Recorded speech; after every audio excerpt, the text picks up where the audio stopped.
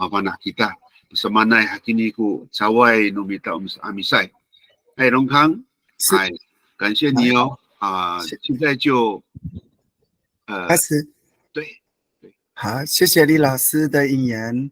今天很开心，又是一个礼拜新的挑战。那我现在把这一个电子档打开来。好，现在好，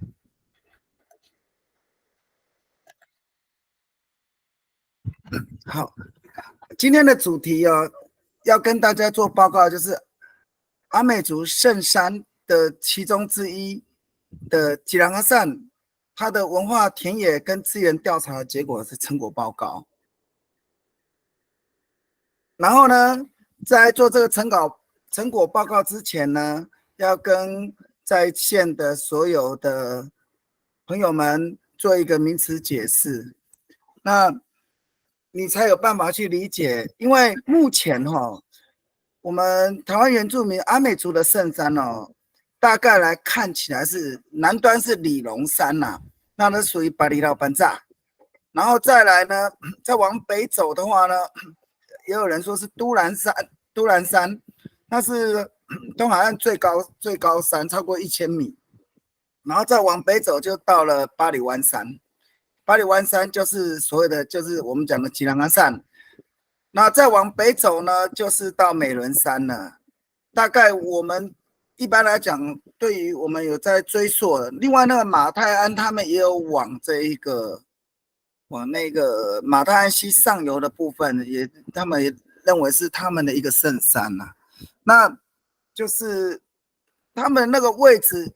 的说法蛮分歧的，有2个位置，所以在这边我就不再多提了。然后呢，那目前所知道5大圣山里面当中就只有巴里湾山的田野的调查的资料是最扎实的，因为呢，它这个田野资料里面呢，就是从第一次初期的时间大概在2001年那是初期的，然后中期的时候呢，有地方上面封兵的这个张敬德老师，然后组织了一个叫做吉兰阿善文化发展协会，然后呢，他们自己筹钱，然后呢就组织这个地方的人士上山去开那一个登山步道，然后呢也做了很长久的这个田野调查，然后一直到去年的8月份，然后由我跟我父亲，还有那个封兵的几位地方人士，然后去接受这个林务局跟封兵乡公所他们所提出的，就是希望能够由在地的人去做这方面的研究，因为很多人对于这个阿美族圣山的那种说法蛮分歧的，看法也不一。那官方他们到底对于圣山的了解有多少也不知道，只知道圣山有30几个纪念碑，来自不同的族群。但是林务局他们本身呢，除了对于原住民的这个山林的禁制依法来处理之外，事实上他对于圣山的理解也几乎都付之阙如。那所以今天呢，就要针对这些问题，然后把我们所看的部分呢，跟大家做一个分享。那所以现在做名词解释，所以我们阿美族的圣山之一，这个部分就是属于吉兰阿善氏族、撒拉塞氏族、法利幼氏族、巴吉达兰氏族，还有纳帕拉万氏族等等，还有后面进来的这个晚期的移民的氏族，我在这里就不宽列了就是把它主要我们有看到的这个氏族的关系做一个报告。那巴里湾山它是在封兵的巴里湾山，那在日本时代也叫做小富士山，它是东海岸第2高山，它目前的海拔高度是925.7公尺。目前那因为以前早期台电有做一个电塔，曾经高达927，但是呢，现在这个高度因为那个电塔已经倒塌了，所以呢，那个高度，所以就下降了那我们知道我们造山运动啊，就是每一年将近1公分的高度在往上升啊，所以基本上它从露出海平面开始之后，到这一个现在的位置，也要超过1000年的位置啊，可能还不止哦，可能还不止。那八里湾山其实就落在台湾省的这个丰滨乡。那常常有人把猫公山跟八里湾山搞得不清不楚啊。八里湾山就是八里湾山，猫公山就是猫公山，因为猫公山它是相接八里湾山它的一个脐带人道，所以它跟那个奇美南溪的那个人道呢，就是像一个箭头一样，然后呢箭身呢是吉朗个山，然后呢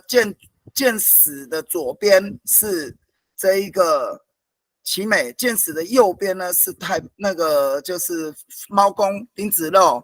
太巴朗这边的这一区哦，所以这八里湾山先让大家了解。那现在谈到普遍经济、传统生态知识、礼物交换，上次有讲过，去奴化这个我留到等一下最后再讲。那么首先在上课之前，这些名词定义，我想我们都跳过去好了，等一下也是留到最后再讲。如果大家有兴趣的话，请参考。那大概就是说，做圣山研究，在一开始开序的时候，我们都会说啊，圣山这个东西它是什么一个意思？它对阿美族有什么意思？就是大概是这样子。那为什么要做圣山研究？因为做圣山研究，除了就是让我们对于民族学工作者，然后对于那种历史的想象的一个文化的启发，然后呢，就是做出这个研究的时候，主要的他的希望的目的就是希望这一个听者他能够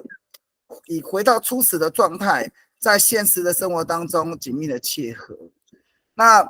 再来就是共同体跟想象的共同体。所谓历史是建构的，那历史同时也有人认为是想象的。那但是呢，历史呢绝对不是一个人所能够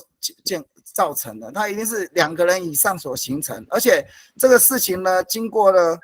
就是不管是媒体啊还是语言的流动啊，来传述它，然后呢这样子的一个意思就会造成一个这是所谓的共同体。那共同体跟那个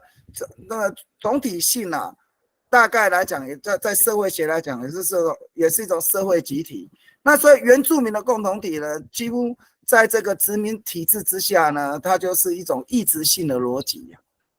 它被认为是一种异质性的逻辑。但是近年来有很多的社会学者，他就说，像我后面会讲一个无用幽灵论啊，就讲那理查森奈特的，他认为这个原住民呢，它是异质的，然后呢，他就是经过了这个工业革命之后呢，他因为找不到工作，所以呢会成为那无用幽灵论啊。事实上，我从那个桃园县龟山乡的幸福社区里面又发现，在这个都市原住民，他们纵然接受了这个工业革命，然后呢，他事实上他也不会因为工业革命而成为无业幽灵，因为他自己本身有一种东西叫原真性，伴随着他的生活跟他的这种历史记忆，所以他还是有他的生命的哲学。那像这一类的研究就叫共同体。那想象的共同体，当然他把共同体里面加入了想象，所以历史是建构的。那我们原住民就是说，在看原住民的事情的时候，常常会遇到他者化，他者化就会造成流变性了。比方说，我们前开的课程里面当中又提到了东昌他是单一，他对于海神的信仰是单一神奇信仰但是呢，来到了那个吉朗善氏族或撒拉善氏族，或者是巴吉达兰氏族，又不是这么如此，它是变成多神重级信仰。然后呢，到了纽西兰的毛利人，他是从台湾分支出去，他们也是多神重级信仰所以基本上原住民在历史这个时间的流动当中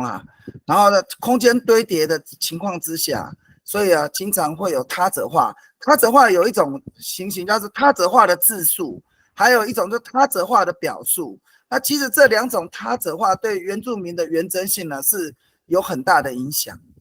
再来就是原住民族在国家主义所建构的一种想象共同体啊。例如说，那台湾原住民呢，多数的不太认为是中华民国的第56个少数的民族啊。虽然我们跟中华民国之间有过接触，但是呢，基本上就是台湾原住民族到底是中华民族呢，还是南岛民族？这个部分呢，还有很大的那种争论的空间呢。所以国家主义它就是建构了一个共同想象的共同体。那主要就是说，你领台湾中华民国的身份证，那你就中华民国的国民。然后因为这样子呢，所以就会造成他者化的流变性。然后再来就是因为这个一个地区里面当中一定有主文化跟亚文化，亚文化又称为次文化，就是所谓的非主流的文化啊。因为呢，比方说所谓非主流文化，就是说政府会花很多钱去花在妈祖闹境嘛，但是呢，他却只会花一点小钱呢去主张原住民办文化活动，那这种就是一种对主流文化跟亚文化之间的那种差异性啊。所以我们今天前面序论的部分就是让大家知道，就是说主要表示的就是历史是建构的啦，也是一种现在与过去的对话。所以呢，透过跨文化的研究理解呢，将第二文化，所谓第二文化就是次文化、亚文化的议题呢，更深入的探讨啊，是有助于帮助听者期待实践台湾文化转译的重要性啊，特别是这种语言工作者。语言教育工作者哦，然后呢，语言教育工作者不要把自己当成是一种乡土语言工作者，事实上，语言教育的工作者比现职的那种教师的那种教育工作者还要站在最前线。因此，这对于文化的复振跟文化的复兴，语言教育工作者他所扮演的那个角色是非常的，就是吃重。然后呢，对于这个教育的期许也是非常的深远，所以这种台湾文化的转译，就是将来就是要仰赖语言工作者他们去从事这方面的事，这个问题。好，那我们接下来就是要回到今天的主题哈，我们今天主要披露的这个就是最新的研究了，它就是去年8月份到12月份。然后呢，这个4个月当中呢，经历了57个下雨天呐，然后呢，断断续续、紧紧凑凑的，然后呢，将近上百人次上山呢去做了一个田野调查，哦，那就是它的田野地区就是现在的八里湾山，然后八里湾山它是台湾的小百岳之一，也是阿美族认定的那种文化发源地之一。那目前呢，在八里湾上有超过30座的以上的纪念碑啊，这是来自各种不同的部落的后代。然后呢，他们利用时间呢，在200年以后，从奇美部落跟太巴部落开了先例之后呢，陆陆续续的为了缅怀先祖，然后几乎都是在丰年祭之前呢，他们就跑到了这个山上去立碑，所以现在这座山呢，到处都是碑，那面对的方向也不一样，然后呢，那个形制也不同，就变成很多那个林务局的人都说那是墓碑，而事实上它是一个纪念碑啊，所以就做了，所以从这个地方就会看得出来，这一个阿美族的后代仍然就是对于先祖的他走过的痕迹很重视哦，所以才会去做这样子的事情。好，那目前所知道的这方面的文献，就是我在2001年所发表的那个硕士论文。那当时是为了做独木舟的研究而特地去登了这座山，然后在这座山待了大概有4、5个月的时间啦。那所以我对这个山的那种所有的状况啊，是并不陌生。那早期的田野调查，我们可以看到这位老先生。在左上角这一位，他的名字叫 Ohino， 他叫王清次。然后呢，他原本就是在林务局工作，是管这座山的。然后呢，他就是将太巴朗事业图，所以太巴朗事业图那个是日本时代所留下来的。太巴朗林业事业图就是这张，这一张我就是把它截图到八里湾山，他要我们去找的这个位置，面东的这个位置，这个是等高线图。然后呢，这个很奇怪的就是那个丰滨乡啊、寿丰乡啊，这个整条海岸山脉都叫做太巴朗林业事业图，所以说在当时就是属于太巴朗林区啊，所以这边指的太巴朗的范围可能还更加扩展。然后呢，我们呢透过这一个地方的祈祷告诉我们说，在这座山有这样子的一个灯火塔，就是这张照片。它这个石阶这都缺角的都是被利器就是琢磨过的。它是一个半圆形啊，因为我站的地方是一个面海的悬崖啊，所以我当时的那个设备很差，又没有那个空拍机，只能拍到这样子啊。然后这是另外一个角度看的啊，这是另外一个角度看的。这个灯火塔它是一个人为的人为的。然后当时就是为了找这个灯火塔。所以呢，我们去请教王清次先生。那王清次先生呢，他就告诉我们说，这一个你找的地方我知道。然后呢，我没想到说还有人会去找他。他说他一直以为说这个灯火塔都被遗忘了。然后呢，他就要我跟所有的调查人员呢到他家，然后呢。他就在黑板上画了一个像那个富士山的图，告诉我说这个灯塔的位置。然后他知道说，在这个山呢，中华电信有些地方是可以收得到，所以我们去之前呢，我们特地呢办了一支中华电信，然后他就在家里用电话遥控我们，就是去找到这个灯火塔。那现在这第3张照片，这个平坦的地方，这个平坦的这个地方就是面东的一个大梯田，上来这个位置就是阿美族的圣山，叫吉兰阿善的位置。就是我们就是到这个位置，然后我们找到灯火塔是在这个位置，这个绿绿的这个位置，面东，而且它是面对猫公溪，它是穿过了这条人线，这个就是猫公山穿过这条人线过来，所以可以看得到这个灯火塔。然后在这个过程当中，我就是挑了一些照片这个是奇鱼草这是奇鱼草。然后我们在山上也当然不免俗套啦，就是做野外求生，没有东西吃，我们就抓青蛙。然后呢，就是我们白天汗湿的衣服就把它烤干，然后晚上呢，我们就吃青蛙加藤心。然后这一张照片是我们4个人攻顶之前的一个留影。然后这3位那个老师他所指的方向就是纪念碑的那个方向，就是这个纪念碑，这个就是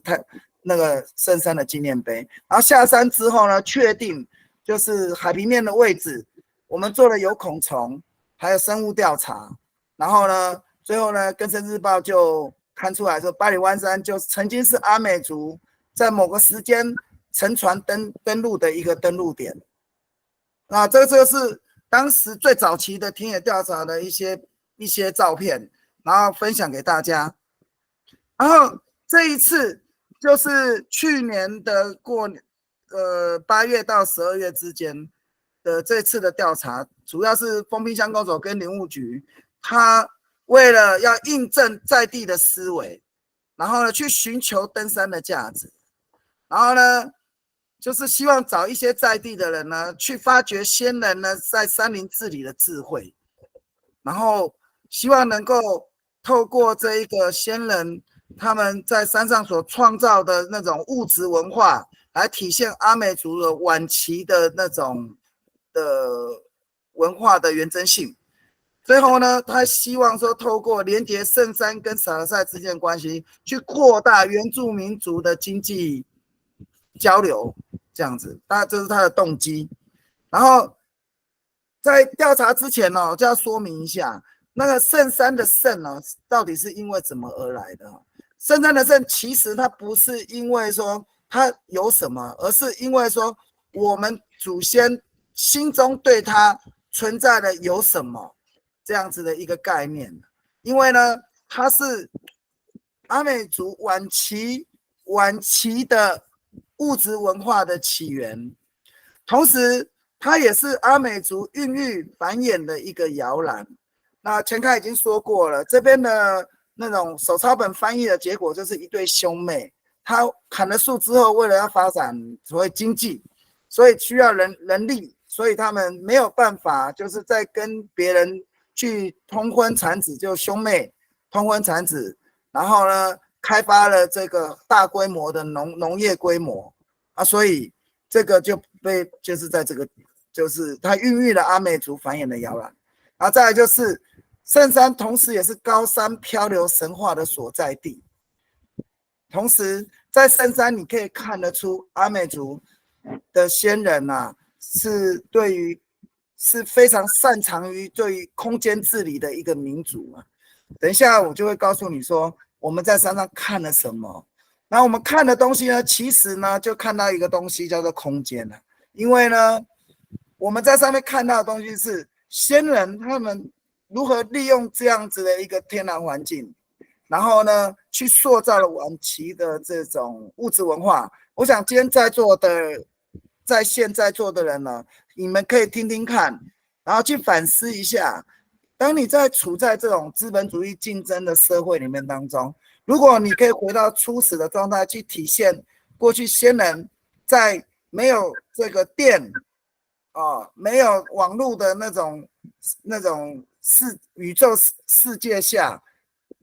所创造的一种文明，你可以去比较看看他们之间到底存在了什么差异性。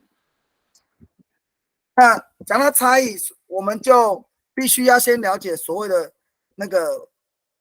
文化差异到底差异在哪里。那文化差异不过我们从广义来看就是我们看国家面对不同的族群关系，当国家面对不同的族群关系里面当中，有大族群有小族群，有大历史有小历史，有大文化有小文化，那之间有大有小，然后那个有皮肤有黄有黑有白，所以当然会有文化差异性嘛。那这个文化差异性已经造成的时候，通常我们能够做的就是如何去平衡它的差异性然后再来就是现代的多族群的国家通常都是承认多元文化社会，它是一个事实多元文化社会，这包含了就是汉民族跟那个原住民族在一起的一个社会的，它确实是一个事实然后呢，但是呢，在这个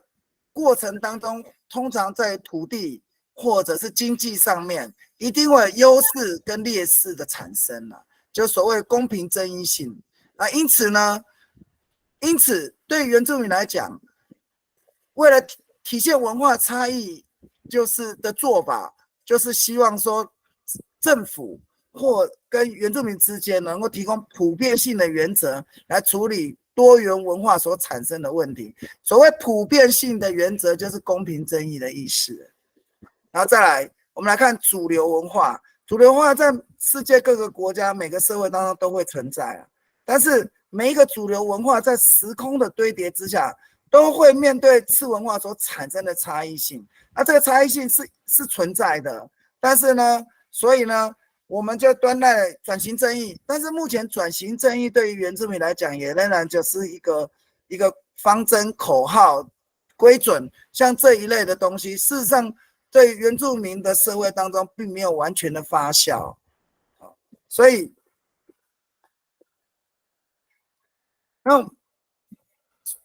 我们就必须要认清一个事实主流文化跟那个亚文化之间的异质性就所谓我们现在的文化的差异性然后呢，这种文化差异性呢，就是对主流的人来讲，主流的团体、主流的政府、主流的社会，或者是社团法人，或者是财团来讲，它都是存在的异质性那所以我们以圣山文化体现在中间来看，它是存在在亚文化的在主流文化中的价值，跟这个主流文化同化现象当中之间，在去年的8月份到12月份之后，被这个学者林荣康等人就是收到的这个就是揭露了然后呢，揭露以后就就是必须就体现一个问题，就是异质性的社会行为，然后如何在初始的状态去传递语言符号含蓄的文化意义，这个部分呢，就是掺杂在主流文化在这个的价值跟这个同化现象当中，是可以体现。就换句话说，深山文化在主流文化当中是可以做一个体现的。然后去做这个深山的调查，其实可以助长语言的传播啦。我们透过调查研究里面当中啊，在主流文化当中，希望可以降低不同空间中外语啊，外语就是所谓的国语、汉语啊，或者是就是非阿美族语言以外的那种异域感啊，就是说当阿美族的人去讲国语当中，就有一种好像到另外一个空间的感觉，对啊。但是讲汉语的人来到阿美族的部落里面讲阿美语当中，也会有这种感觉啊。所以做深山研究里面，就是可以体现在这一个语言传播当中啊，让更多人去认识不同的民族在语言交流当中是不是具有识别不同文化的能力啊。这个当然，语言是祖先他所发明、所传承下来的，它是一个绝对这个珍贵的宝藏。那如果有不同的民族呢，去尝试的使用阿美族语的话，那除了对族群是一种尊重，那同时呢，也可以呢减少这种不同空间的异域感。然后同时呢，因为语言大家呢都可以融通了之后呢，就可以做，就是比较就是说非原住民族的会比较更能够增加他对于文化的理解性。然后所谓次文化跟这个亚文化里面当中，其实有很多珍贵的一些价值性，可以透过这一个转译的传播，然后让更多人去接触，然后呢，也可以提供本地文化的教学的文本，更可以就是顺应现在的这种语言教育的政策，来建构语言跟文化认同的融合性。尤其对都市原住民来讲，这是太重要了。然后现在就是在报告这个深山调查之前就是说它的意识形态，我们在调查前里面当中就已经做了准备。通常因为深山它这个位置在丰滨乡啊，丰滨乡他认为说深山是他的这样子，所以他就很不希望别的族群也去把传统领域去登记深山，所以因此就形成了地域之见了。事实上，原住民族在台湾固无国家主义，它只有就是殖民前的话，就一直透过流动的关系，这产生了民族主义，所以它只是受到行政的划分，所以就是受到了造成了地域区隔。那其实深山文化其实还不是就是阿美族的文化，那只是说因为这个地域之见，所以造成了很多的分歧。然后深山的存在呢，它就是代表那个阿美族的氏族，它的流动性是具有代表性的是因为我讲过有5大圣山嘛，这来自不同的群，那不同的群当然就是有不同的氏族代表性，所以这个意识形态当然就不太一样啊。比方说这一次的这个部落会议，我们邀集了各个部落的头目里面当中，总共有91个头目因为我们要办理寿丰乡、玉里镇、光复乡、瑞穗乡、凤林镇这5个地区的，总共要召集91个头目。那我们呢，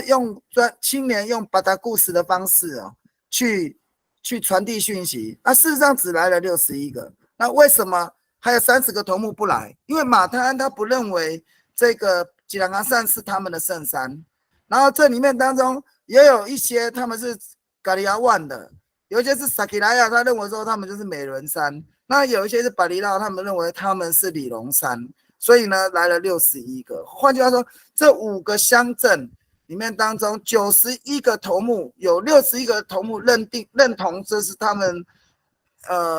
跟圣山是有关系的，这样子。那再来这个环东岸的关系，我上个礼拜已经讲过了啊。那再来就是这个山，它是不温柔的山了，它是很湿滑。然后呢，我自己就在山上摔过很多次。然后我们的工作人员有很多，有几个就是摔断手骨，也或者是摔断脚骨，然后被我背下山的有几个这样子。所以目前台湾的学者没有什么人敢上去啊，因为那危险性蛮高的。再来就是，所以那他的学术的那种文献也很少，目前知道的只有3篇，第一篇就是我的硕士论文。然后第2篇就是张敬德老师他在中国大陆发表的会议论文，这样。然后另外一篇就是讲这个跟那个文化无关的，总共大概就知道就只有3篇。那另外就是说，有一些人就是对于这个生态资源上面，他的意识形态就比较端重哦。然后再来就是。大部分的阿美族人都会以这个吉兰山作为民族信仰的发祥地，大概就是他目前上山之前就有这么多的问题产生，这意识形态就表现在族群的那种外显行为上面。那我们所接受这次调查的目的，据官方的说法，主要就是端赖我们去调查这个资源，然后呢。因为林务局在推这个那个共治，就是官民共治，官民或者产官学，然后再来就是说，丰滨乡公所他希望发展观光，就是促进经济，然后呢，教育部呢，他希望呢，就是民族教育能够情境化，也就是说让那一些我们台湾有497所原住民学校，然后每一年呢，国小有30万。国中有60万，高中有100万，总共有497所原住民重点学校。然后呢，目前这些学校我们去了解，大部分都会去九族文化村啊。但是教育部的立场是希望说他们多去接触这个深度的文化的教育啊。所以基于这4个部分呢，就是让这一个调查工作就是成就了他的调查目的啊。这是调查过程，那个。调查的结果，这个是等下后面再讲好。那我们讲说圣地巡礼的这民族学课题，就是体现亚文化的这种存在价值。然后再来就是说，在第一节那个就是上去之前呢，就是你的认知上面就必须要先知道说，曾经呢有一些人。那个手抄本翻译，他是一对兄妹，然后他经过了洪水，他漂流到这个山，他把他的语言、他的文化，还有他的知识，还有他阿美族的基因带到这个圣山来。然后呢，他们原来可能就是在这个圣山跟这个撒拉塞之间呢发展渔猎关系，然后同时去传递他的物质文化。那这2个关系存在的话，就是相对的，就是他们的就是表现在生物多样性的一种流动关系。他们将什么东西带入圣山？他们将新石器时代的这种晚期文化带入圣山，语言、它的体质，还有交通工具、渔猎文化，还有它的姓名、岁时记忆跟它的这种传统智慧，它从这个地方经过漂流，然后呢，到达这座山之后呢，那海水退了以后呢，他们就是成就了什么？他繁衍了子孙，然后呢，同时也就是把他的生物多样性建立起来。他上岸之后呢，很快的去适应新的生活，所以产生了新的这种传统智慧。但是因为土地不大，是狭窄的，然后呢，它发展的人力呢，就是过多了，所以呢，跟着这种海水退了以后，它就是跟着就是下山分支，就变成现在的阿美族，就变现在的阿美族。然后这个些资料，我们就把它整理成这样子的一个图，那就是说，当我们再去看圣山的时候，其实我们就是重返初始的状态。去看它的物质文化，因为它从这个地方把它的物质文化带到这里，然后它这个地方产生新的物质文化分支之后，到各地区，各地区又回到这个深山去看什么？看它所留下的这些东西。然后这里面里面所说的，不管是神话或口述历史，或者是地方的口碑，我们来看，就是主要就提到了这个洪水、漂流，然后呢，他们繁衍子孙，他们用的姓名是轮回的，然后他们分支以后，跟深山之间都有保持着几代关系，然后下山之后，他们就大家都各自分支啊，所以大概就是它文化嗣源的那种现象，我们考察之后，就是从这5个变异项里面来演示它的行为表现在这个部分啊，这个资料你们再参考。那这部分就是我从手抄本里面的部分，第12页到第13页所摘录的圣山传说的一小部分啦，一小部分。那就是说洪水发生的时候呢，他们从那个地方漂流到了这个位置，他们是从那个板来样的这个位置，然后呢，有他的名字叫做卢记跟拿拉干，你看他有独木舟，有姓名，然后他带着工具跟种子哦，然后呢就漂流到深山，所以这其实就是物质文化的传递。然后在深山里面，我们去调查里面，大概收集到地方的传说，就有发光的女人、树祭、工具祭、兄妹通婚，还有农业初始、独木舟的渔猎文化、风神的信仰、雨神的信仰，还有婚姻制度的传说。哦，就是我们就是所能够收集的这个，大概就是分类成这9个部分。那圣山的文化精神是怎么起源的？就是从就是地方的口碑上面来折中，然后呢，把它的一致性求出来之后是这个图啊。他说，大部分的阿美族信仰马拉道，它是一个最大的天神。然后呢，物质文化就是从这个登陆，从海水漂流登陆上来以后，进入到这个文化圈以后，然后这文化圈里面有一个就是管理人的罪恶的哦，就是人的初始是马斯拉，那管理人的罪恶的神，还有动物神，还有植物神叫杜马欧尔，还有土地神啊，这些神在山上主宰了在这个地上主宰了这一切。那这个人从这个地方登陆进来之后，然后让这些东西这些神奇所规范了以后呢，所以产生了这个就是圣山的精神。大概就是说从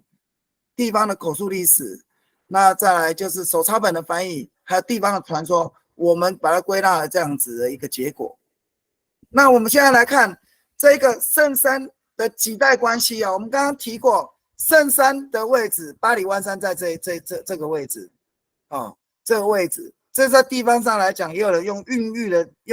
来解读。然后呢，这个地方呢就是奇美南溪就是秀姑兰溪的上游。然后呢，它这边有一条人线哈，它就是从这个地方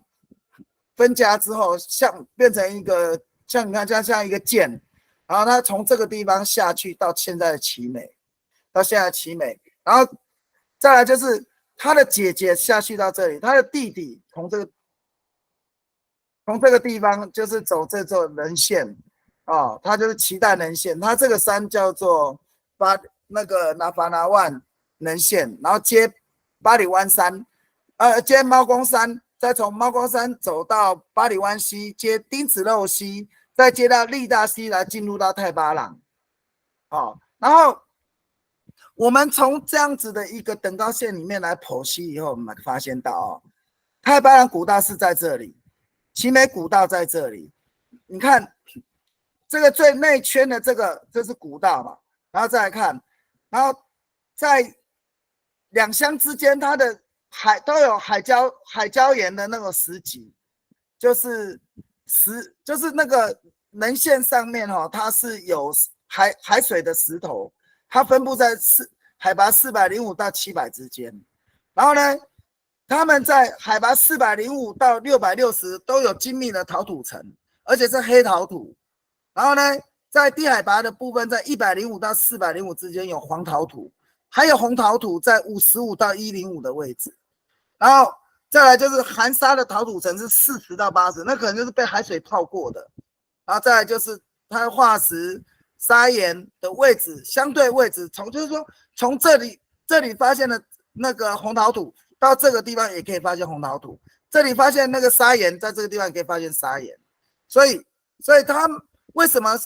什么这些东西发现会成为它的脐带关系？因为我们知道它从这个山发源，向左向右分支，然后呢，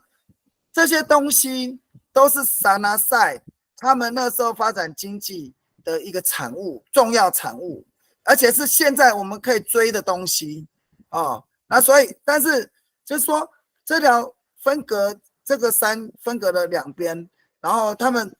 彼此，你有的东西我也有，我有的东西你也有，所以说明了在萨那塞那个经济流动的年代，这两个群他们曾经发展过那种精密的黑陶文化。那我们现在断了左翼来看右边哈，我们看右边这个，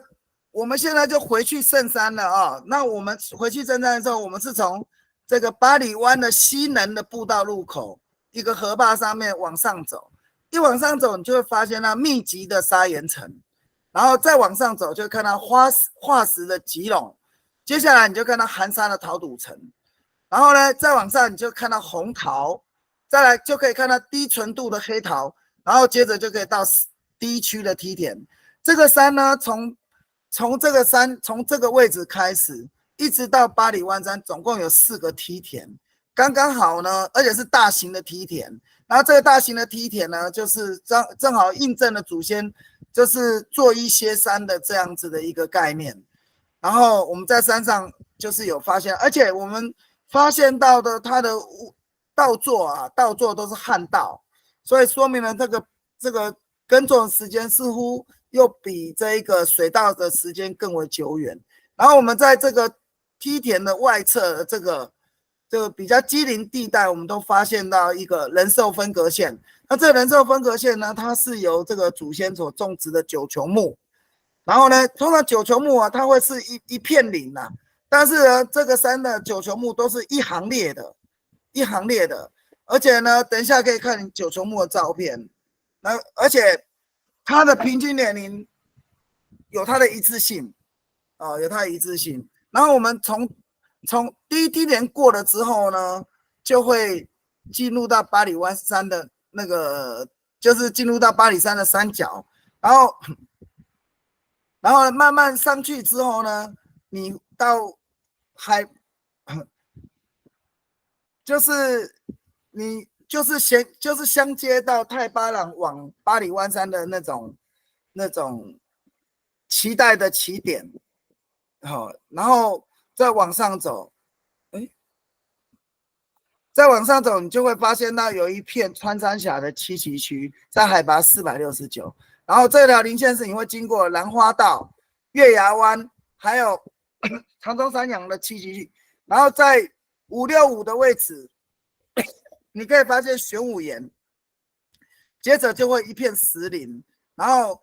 快攻顶的时候会有一个剑笋林，然后到上面有一个杂木平台，然后这个山呢，这个脐带山就是接到这个巴里湾山，这个就是以前老祖先的圣山，然后它是从这个圣山这个高处的位置下来，从这个地方慢慢走到这里，然后再从这个地方再往下走。然后他就开始做族群的分支了。这个现在我们要看的就是巴里湾山的这个田野调查的一些影片啊，就是我们就是选了2片给大家参考一下。现在我们待的这个位置就是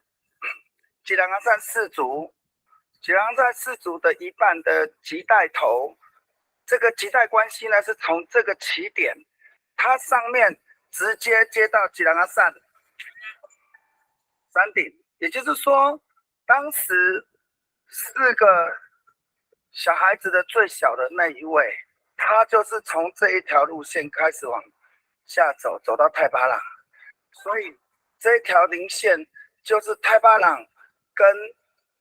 奇拉雅山的一个亟待关系，亟待古道，非常的重要。那这个山的另外一头，也就顺着这条基林接到这个山之后的山背，就是他的姐姐往奇美的方向的亟待古道。所以我们现在走到这个亟待头的部分，会做卫星定位，然后呢回去比对手抄本。如果这个位置跟手抄本所形容的位置是一致的，那么就证明这条路线其实就是通往太巴朗的迁徙的主要干道，也就是一个神话古道。好，那我们现在来看第二个片子啊，这个是就蛮危险的位置。哎，怎么没声音？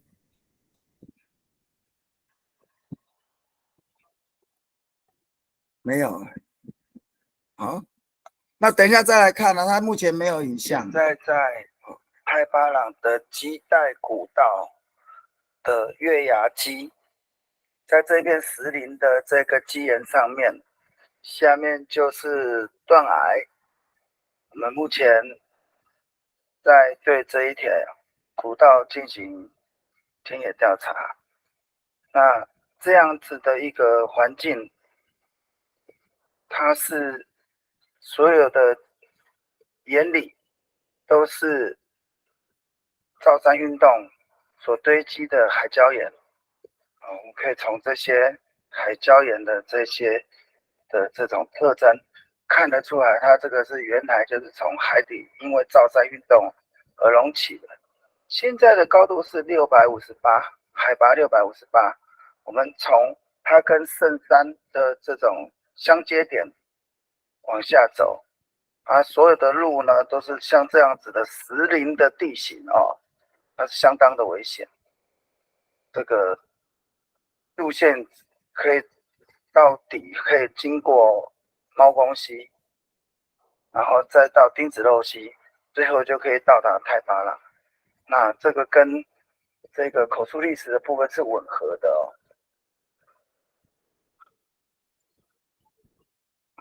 现在好，那我们在深山里面看到了什么？我们在深山，我们从这一个第一个一开始上去的时候，4个梯田区，我们就已经有发现到这一个人兽分隔线。那人兽分隔线，它就是先人呢，它就是种了很多的九球木，但九球木它不是种了一片林哦，它是种一行列的，而且呢，我们可以看得到人住的地方跟动物住的地方有极端显著的差异性。有非常有差异性。然后呢，我们有发现到第二个特征就是地理倾斜线。地理倾斜线它就是说一个山体，它就是要宣泄那个山上的水，因为它住在那个地理皱褶居住带里面，然后它旁边呢都必须要有倾斜线，它才有办法生存。而且它利用那个倾斜线跟水资源做结合，因为呢，所有的地理倾斜线有一个共同的一致性，就是它都是有很多堆叠的石头，但是其他的就是流水的地方是没有堆叠的石头，而且地理倾斜线存在的位置都是在地理皱褶居住带的两侧，所以我们发现到有很多的地理倾斜线事实上是人为的，而不是天然的。那例如这个图里面当中，你就可以看得到，这11林农路里面当中有个三角点，然后我们从这个好汉坡上来的时候呢，就有发现到这边有一个地理倾斜线，就是这种，就是这种地方。那我现在把这地理倾斜线拍出来给大家看。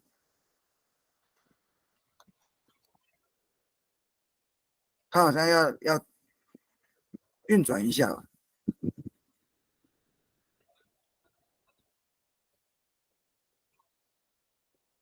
没声音，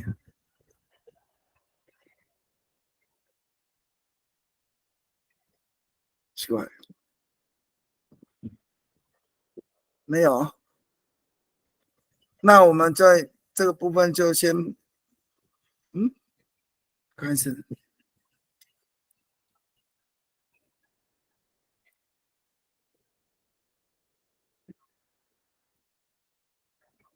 没有。这个是到公寮之前最大的水源，也是第4条水沟啊，第4条水沟，它呢缓解了这一个降雨量啊，降雨量。那因此这个水沟下面就是我们所谓的地理倾斜线啊，它疏解了水。然后在这两边的周边，你看都是平坦之地，都是平坦之地。啊，这显然这过去就是有人为居住的痕迹啊。这边杂木林里面，它其实是呈那种河阶啊、台地的一种形式存在啊。只要把那个杂木去掉，就可以看得出它原来的结构啊。这就是以前我们所谓的地理皱褶居住带，就是在这个位置啊，就在这个位置。所以这个都是过去就是有人为居住了啊，到这个位置就是我们牧牛的场所了啊。再来看右手边必定是九琼城里啊，这是我们所谓人兽分隔线啊，这表示以前居住在这个环境，这个跟大自然之间的这种关系都是具有规范性。这个土地相对的就是具有它的有故事的土地啊，所以就符合这一个 Traditional Ecological Knowledge TEK 啊，阿美族的 TEK， 它这是一个表征。这个地理表征就可以看到过去阿美族是非常懂得利用空间的一个民族。好，现在这个影片看完之后，你就可以再看这个图。这是我们看的，就是第4条的地理区平线。那个地理区平线，你看地理区平线的位置在这条黄色的黄绿色的这个地方，然后它跟那个地理倾斜线，它接着这个地理区平线，最主要像这个地方啊，这有水的沟的地方，旁边是人住的地方，这个地方叫做地理皱褶居住带，旁边一定会有地理倾斜线，然后这个横的这条叫区平线，然后这个地方就是他搭设高脚屋住的地方，那个阿美族的先人啊，他住的地方，就是这个是一整套的，它不会单一存在。我们所发现每一区的居住带里面当中都有共同的特征。那这个位置呢，在第4条的地理倾斜线，它是在紫江场运财步道跟喇嘛兰万溪的这一个交汇点啊，交汇点。好，那我们在11年，光是一条11林农路啊，这个还没有再往上登哦，只是刚好登山道而已哦，我们就发现到7条了。那我们刚刚的影片是在这个位置，豪汉坡上来，这有一个三角点。那事实上在下面这边就已经有3条了，因为时间的关系就没有放出来。这边还有3条，然后呢，这一个只要有这个地理倾斜线的这个上方这个位置，就是有人居住过的地方，就是有人居住过的地方。哦，然后这下面甚至都是直接就是有这一个那个梯田哦，然后呢，你看他人都住在这个位置哦，人都住在这个位置。你看他最外围，他有故意种了一排的那个人兽分隔治理线，九琼木这边也是一条人兽分隔治理线，它在这个八里湾步道的这个右边这个地方哦，然后这边有水，然后有森林。然后当然动物就会喜欢在这样子的地方生存，然后这个利用它的那种地理的环境，巧妙的把人跟动物做一个分隔，这样子，所以我们发现到时候有这样子的一个现象。好，那现在我们来看的就是说，这个人兽分隔治理线的一些影片。现在看这个右边这里，你看这个九球木够不够大？够不够大？是不是祖先说的上岸就种九琼木？然后它经过了100年、1000年之后，你看九琼木长到这么大，而且它这个位置像这么大的木头，不是只有这2棵哦，它是分布在这个八旗以南到丰滨的这个吉兰山以北之间呢。它是整个人线里面都可以看得到。那只不过说，它原来有很多大型的九球木，其实都被中华纸箱厂割掉了，但是仍然还有一些就是他们没有割掉的，我们还有拍了将近有40-50颗啦。那我们放了2颗给大家观赏一下。大家看一下这个，我们发现到人寿分隔线的一些影片，在左侧仍然是人寿分隔界人为的这个九球木，然后这是一个原来的水沟，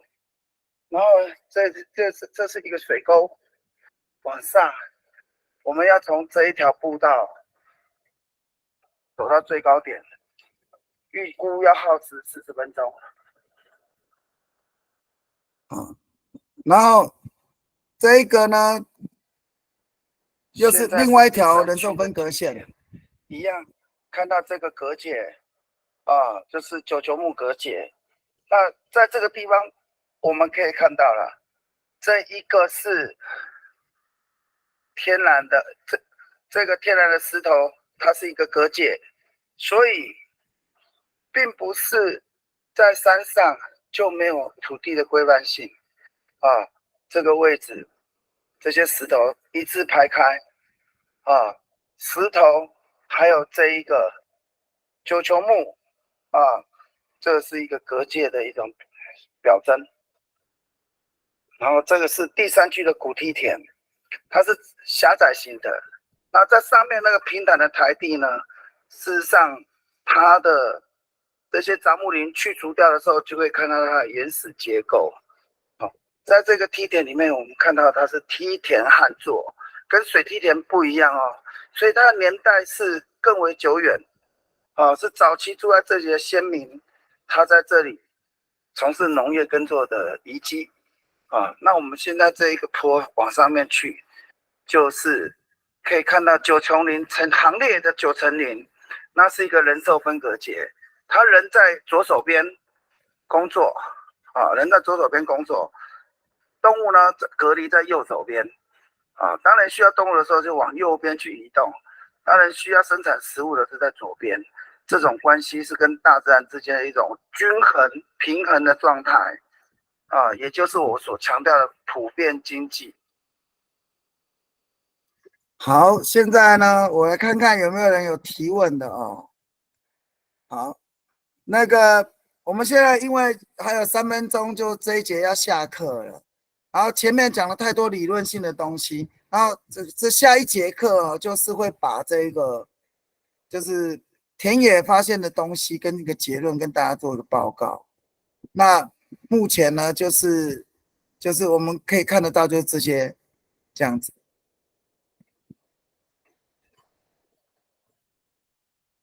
好，信燕你提的问题很好你所提的问题里面告诉我们，那个阿美族的祖先那时候住在吉兰山的哪里呢？我跟大家讲他们原来住的位置是在第1梯田，就那面东的地区因为那个第1梯田我们去考察是最古老的，然后慢慢的就是越下面越年轻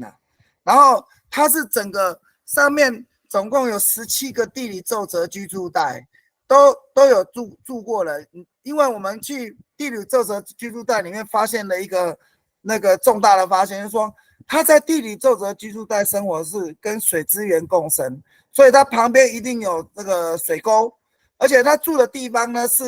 就是跟那个水沟是成直角的，水沟是这样子，对不对？他是住在这里，而且是有点倾斜，说明了这些阿美族的先人他是利用这样子的。靠背，然后前面这个地方他搭这个那个高脚屋，然后呢在那里过很严格的那个水资源的生活。那目前我们在那里总共有发现17个地理皱褶居住带，这17个地理皱褶居住带为什么都有人住呢？因为它有一个共同的特征，它两侧都有精密的陶土层，而且这种陶土层是非常好的陶土，是那种纯黑陶土。所以这个部分呢，就是跟大部分的阿美族的典型文化是符合的。那在这个山上里面也找不到说有差异性的那种居住环境，那所以我们就可以看得到。那曾经有一个平台，那在封闭地区的那些晚期移民，他认为说它是一个那个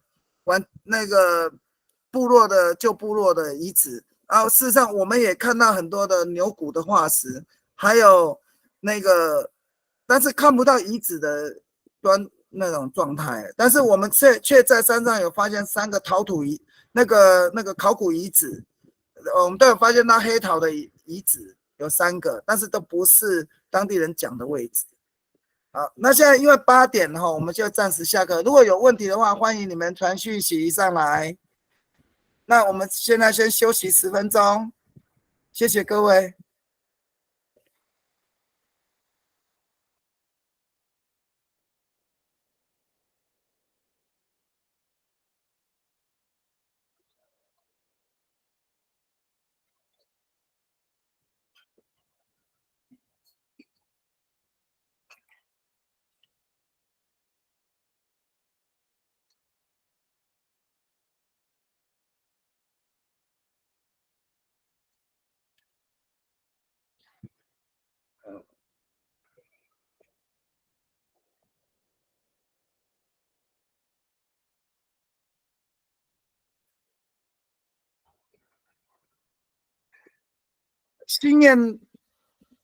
心愿有在吗？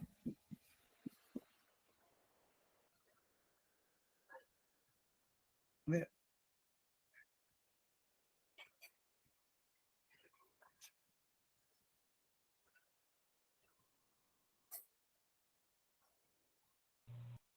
可能去上厕所。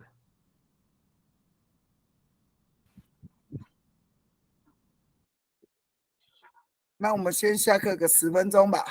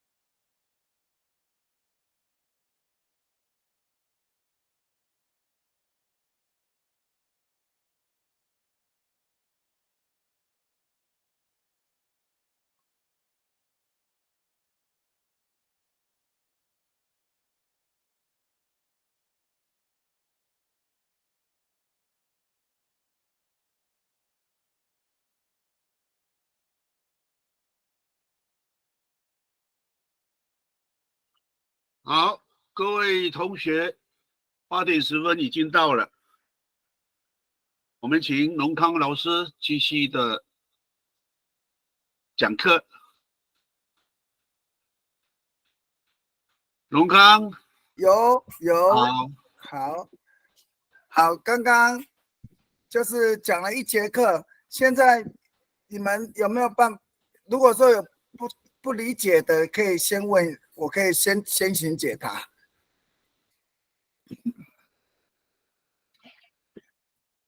没有嘛？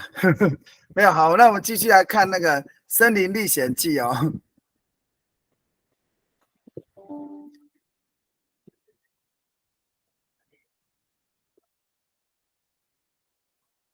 好，这个就是之前呢、有跟大家做那个手抄本的那个转译，就是说那对兄妹上岸的时候，他们就是先种那个九琼木。那你看这个九琼木这样够不够大？哦，所以说基本上后面我们所看到九琼木，就是你看都不是一片成林啊，都是成行啊。这种植物是分布的现象，在植物学来看呢，几乎都是人为的。但是这些为什么是比较年轻的呢？是因为母的这种大的被那个中华纸浆厂砍伐掉了，这是它的孩子哦，还有那么粗，所以祖先的这种生态智慧是可以值得研究的。好，这个就是我们呢，就是因为我们没有办法说这个是哪里的什么一些那种，所以我们就把它学术定义啊，就把它做人兽分隔线啊，因为我们所有看到的人兽分隔治理线，它的所有的这样子的区块，似乎在先人在使用这块土地的时候，就已经考虑到动物的生存的环境，然后呢，他也不希望动物会越界过来，就是弄了他的农作物啊，所以就是现在的人可能很难理解说这些人为什么要种这些东西，但是我等下提出2样我们发现的东西，你会非常震撼，会觉得说那个先人的智慧真的是了不得这样子。左侧仍然是好，那我们来看看哦，第3区的古梯田呢、所谓第3区的古梯田就是第2座，是比较古老的梯田。第1区、第2区呢比较年轻哦，比较晚期的，这是早期的古梯田。然后古梯田这种人兽分隔治理线更明显，而且它的那个九球木又更粗壮哦。然后呢，它坐落的位置呢，就是有一个砂岩河街。那这砂岩河街，它是往八里湾山的一条小砂岩河街。那这条河街整个河街都是砂岩，它富含了碳酸钙，然后呢，就是整条小溪都是，而且这条小溪除了螃蟹之外，看不到什么样的生物，因为这种砂岩好像不太会长青苔，所以呢，就是看起来是没有什么东西，但是我们却在了这一个东路的杂木林发现了一条人兽分隔治理线，然后再来是原来我们走的人线的这个右手边就是一条人兽分隔治理线，我们发现了什么东西呢？我们发现了赤足藻虾，赤足藻虾呢，在西部呢就是被农委会列为亮红灯了，就是找不到了，但是在东部没有人去过的这座山，我们看八里湾山在这里，哦，在这里。然后这一座呢是法利幼的人线，又叫法利幼山。这条呢就拿法达湾山。你看这2条人线呢，由高而低，你也都有很多的河流。然后呢，我们做了调查以后，就发现到，你看到平地的那个赤足藻虾铜矿设在这个地方，当然不会有生物嘛。再来，你看这个接近平地了啊，接近看它是从那个法利幼溪下来接八里湾溪，没有了。然后再拿法达湾溪下来，也没有了，它的中游也没有了，上游也没有了。然后我们再看它相接到八里湾山的这是一个小瀑布，它有，但是呢很大，但是量不多。而且我们一走过去就看到了2只很大到像泰国虾那么大，就趴在那个地方，就好像就是没有什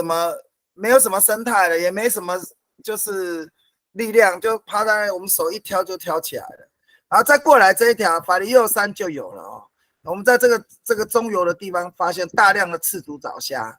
然后在这个地方这个支流的地方上山了之后的这个支流，这条支流的上端啊，但是因为这个地方它有一个人寿分隔线，然后这边呢有一个断差，很难爬得上去。我们在这里也看到就是一些赤足藻虾，然后所以说这整个赤足藻虾都集中在这个位置，这个就是我们发现了法里幼遗址，然后在法里幼那个地方有大量的陶土的这种考古遗留存在在这个位置，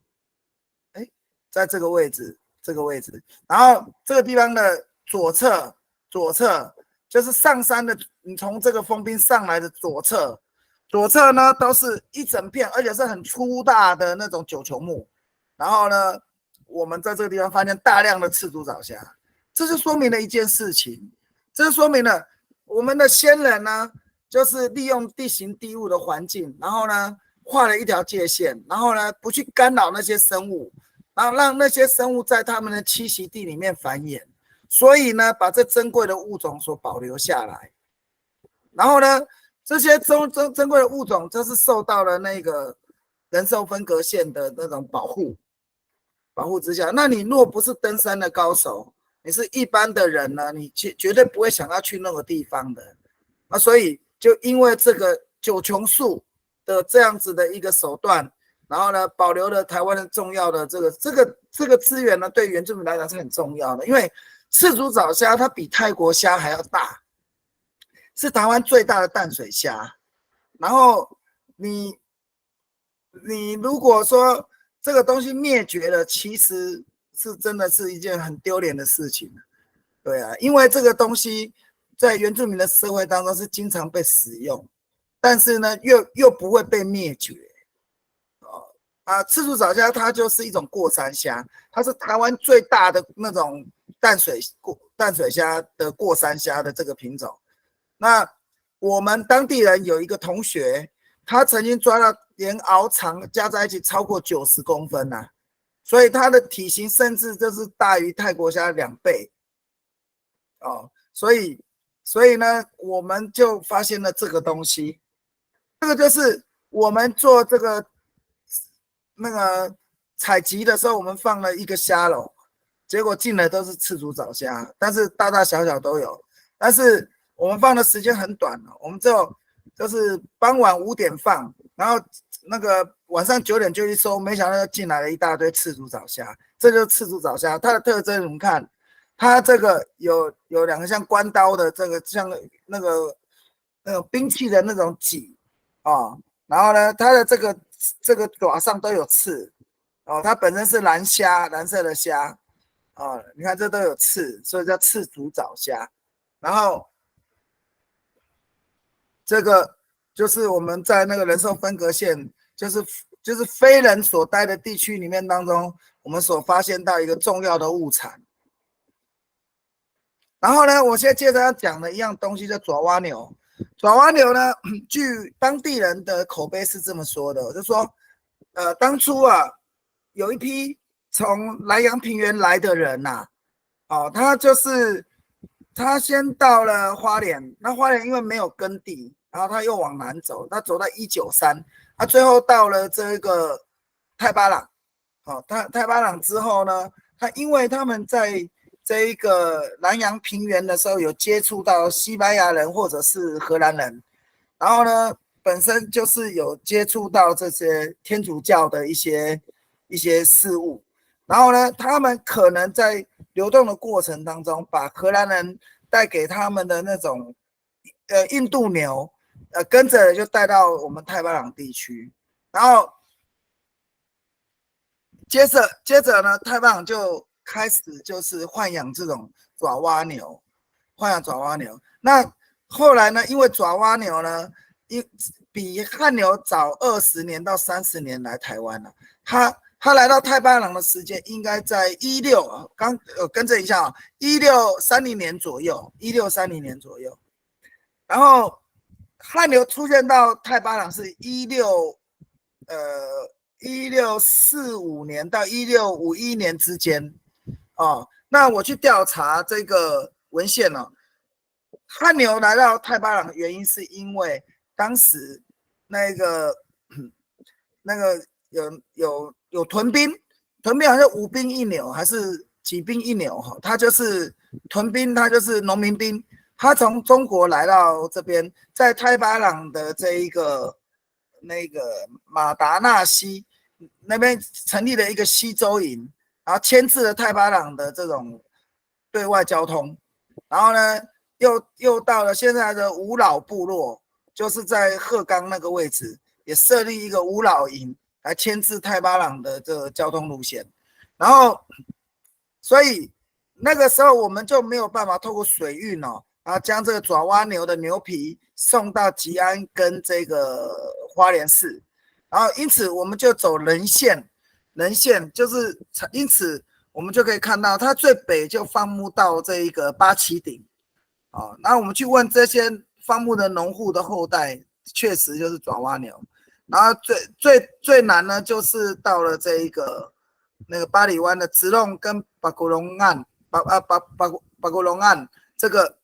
个位置哦，然后呢，现在因为爪哇牛不受那个阿美族的青睐的原因，是因为它会发情，它发情的时候会乱踢，所以常常造成很多放牧的人肋骨被踢断。那因此就是另外一个问题，就是当爪哇牛发情的时候，它会跑到能县，跟台湾的真牛，就是台湾的真野牛做杂交。然后后来呢，经过了20几年的时候呢，有一批从吴泉城的一些寡病，然后他们就是来归附太巴朗，因此被安置在太巴朗加里洞部落，在那个地方就是一方面喂须，一方面呢就是给他做那个巴克扎亚这样子那个的社会阶级，就是说他可以来这边通婚，用这边的语言，但是他不可以有私人的财产，除非他的小孩子可以晋升到那个菲杜鲁。所以巴克扎亚的就是说你是要工作的，但是你不能有土地财产啊。然后这些人呢，他们呢就住在那个家里洞，然后就带着这个爪哇牛来哦，然后就开始实施放牧业啊。所以这个时候第一批太巴朗的那种经济转型叫弃渔从牛，就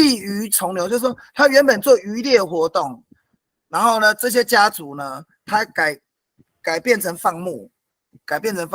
然后这些牛呢，它因为这一个发情的因素，有很多呢，就跑到山上变成野牛，所以现在变成台湾野牛的爪哇牛的混血种，就是这样子。然后我们就是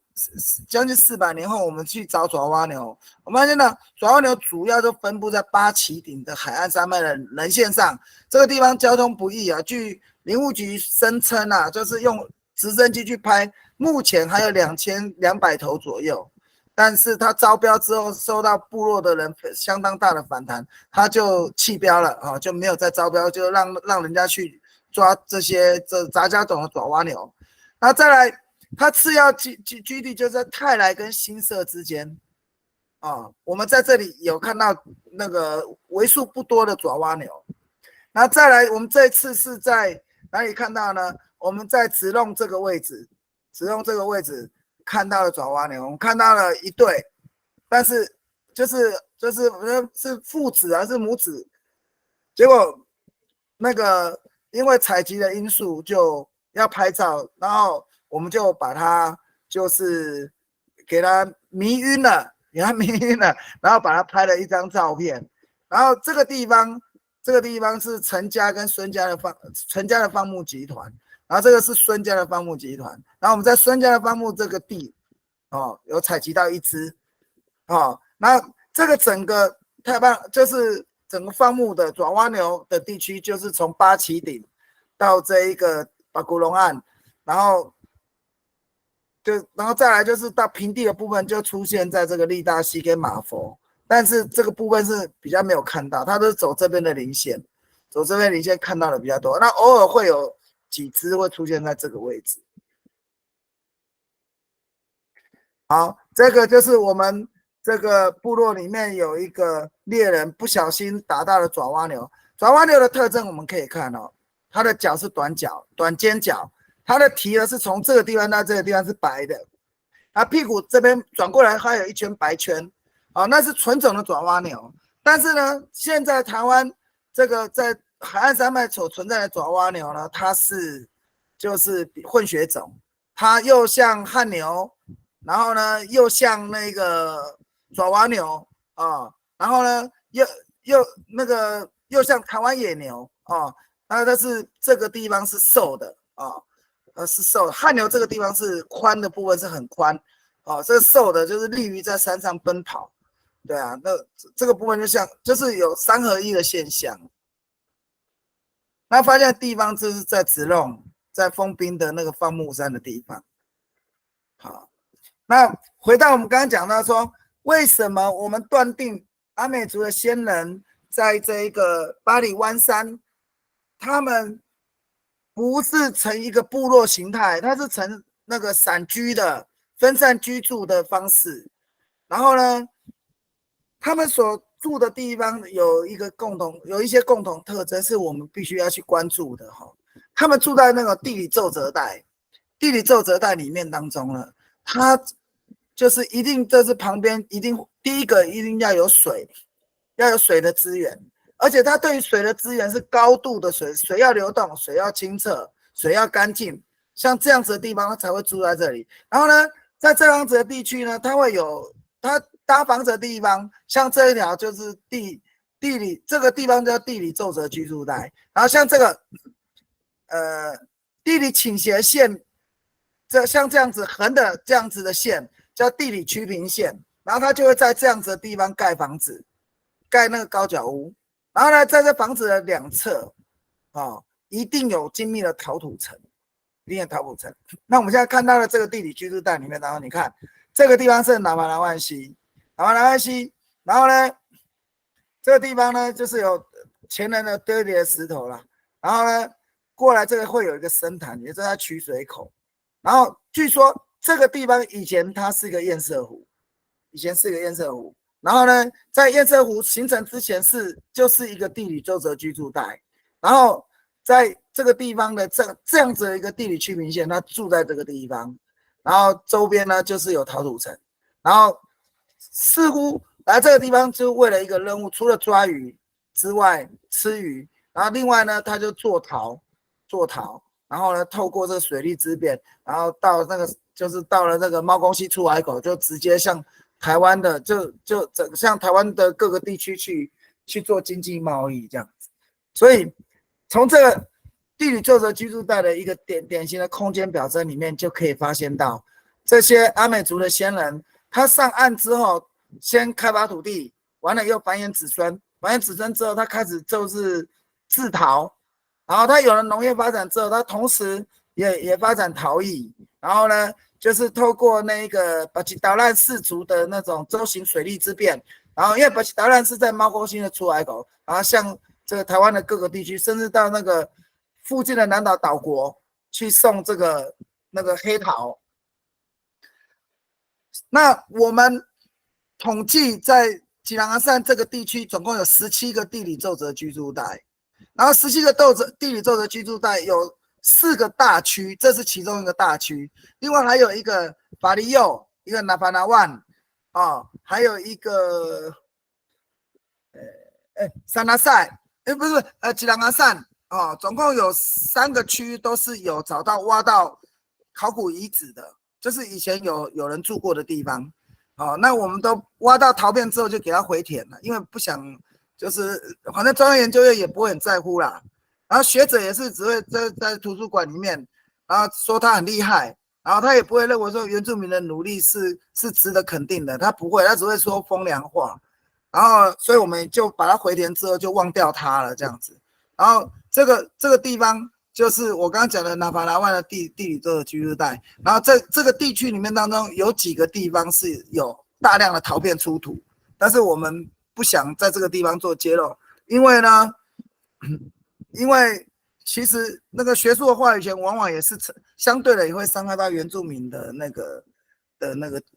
也是对原住民的另外一种学术上的伤害。对，那其他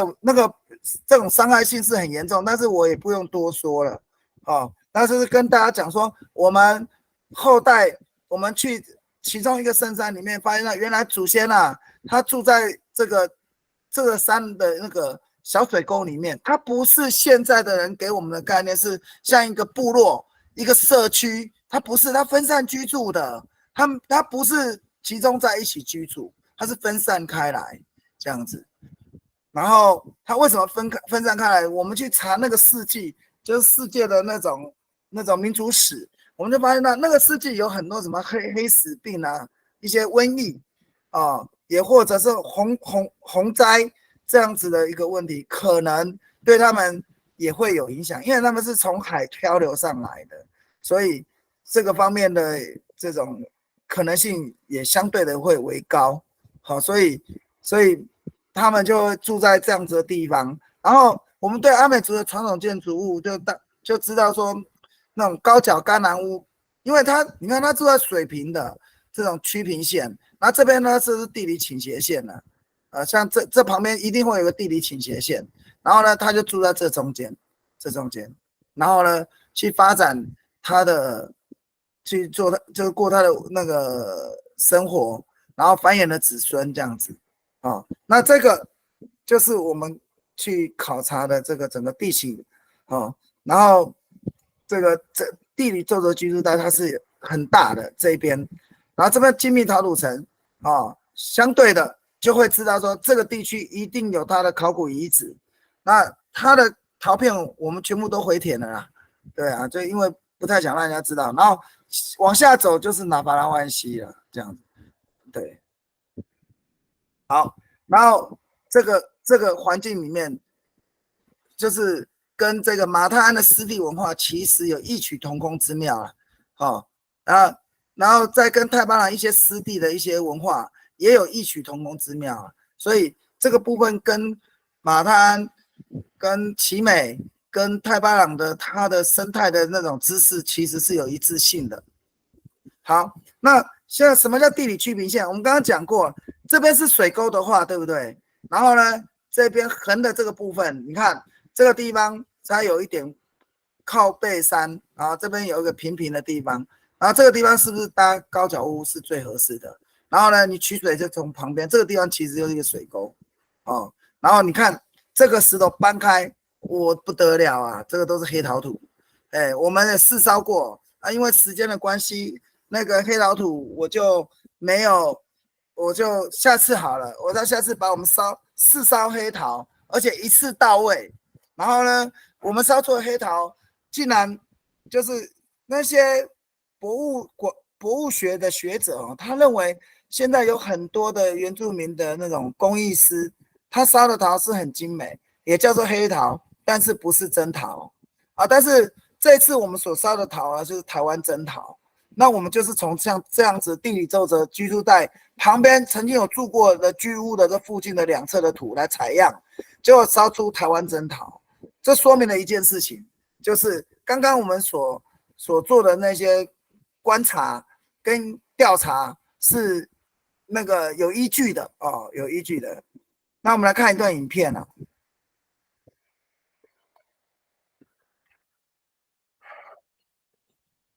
这里就是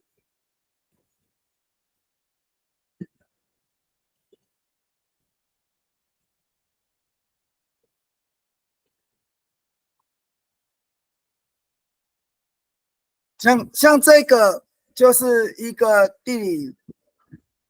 奏折居住带，这个是一个水源地啊，水源区，你看水源区旁边啊，这个就是地理那个倾斜线，它的宣泄水的地方。然后呢，它就是这个地方就是地理区平线。你看它的90度，几乎90度的线，这个地方是接近平的，啊，平的。那这边是一个平台，它住在这个地方，啊，住在这个地方。然后呢，这个旁边，哦，这是我们的公寮啦，这个就不用看它了啦，对。然后呢，它这个旁边它还有一个水沟，它这个地方是3条水沟的里面的一个交汇的一个比较像丘陵的一个地方，哦。然后呢，我们现在只要踩的这个地方就是陶片，那是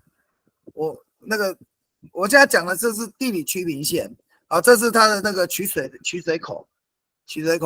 然后这个地方呢，曾经呢，就是有阿美族的最早的先人有待过，因为过了那条河呢，是第二个梯田区，啊，第2个梯田区，啊，所以他就是为什么要住在这里？他第1个梯田收割以后，他就会到这个地方种第2个梯田，啊，然后呢，在这个地方一方面过着渔猎，一方面过着狩猎，一方面又过着农耕，然后呢，一方面又做陶。这样子，所以可见阿美族是对于空间是很懂得利用的一个民族，哦。然后有一个风俗，只要是阿美族或者是一些就是平地原住民啊住过的地方，都会有家冬树嘛。你看那右手边那一棵就是家冬树哦，你看它的年龄有没有几百年？哦，这一棵就是家冬树，这一棵就是家冬树，茄冬树啊，光这个树洞就可以睡4、5个人啊，所以这个地方确实从很多的空间表现来看呢，确实呢就是过去曾经这个阿美族的先人呢，就是曾经在这里可能是放牧，可能呢在这个地方呢就过着农耕的生活这样子。好，那我们今天呢就课上到这个位置，那我们现在看看回答一些问题看看有没有人有问题。好，现在我看看，我先从前面来看心燕在不在？心燕，刚刚我已经回答到你了现在我回答凯明的问题你提的问题说吉良山是具有制作黑陶唯一材质的地点吗？我跟大家报告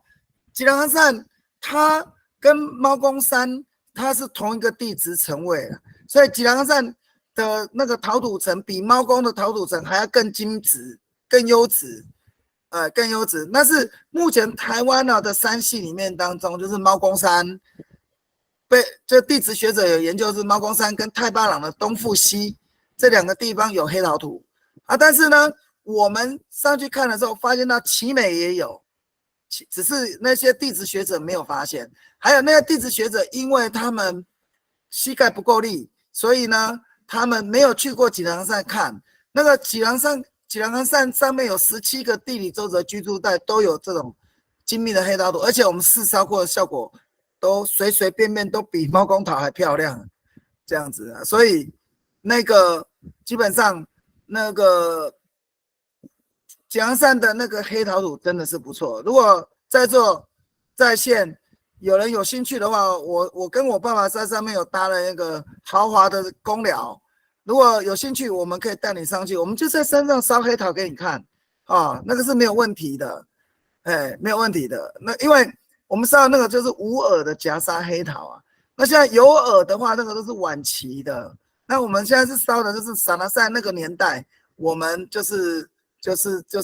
透过那个巴基岛兰的那种航运，然后输送出去的那种真陶就是这样子所以凯明，所以你认为